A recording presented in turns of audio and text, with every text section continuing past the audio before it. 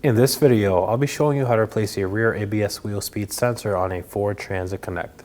These are located behind the rear wheels. Let's get started. With our vehicle raised and supported, we're going to make our way behind the rear wheel hub and locate our speed sensor. It is right next to the shock absorber and the brake caliper.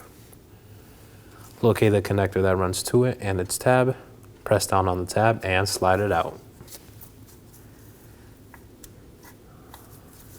Inspect for any corrosion or damage and set it aside.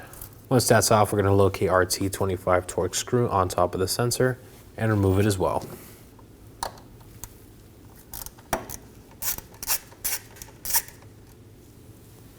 Set this aside as well.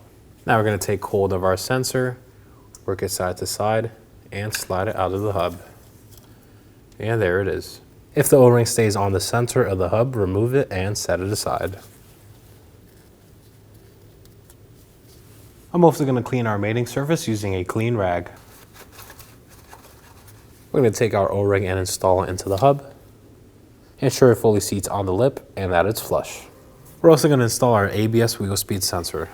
Do the same, line it up and push in. Once it's flush, snug down your fastener. We are going to torque this down to 35 inch-pounds. Remove your torque wrench and reinstall the connector. Make sure the tab fully clicks. And make sure it's secure. And that completes our install. Clear any codes that you may have had and take the vehicle for a road test. Thanks for watching. When only the best will do, demand TRQ. The only company that lets you view before you do.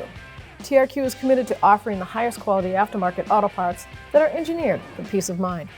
Thanks for using and viewing with TRQ.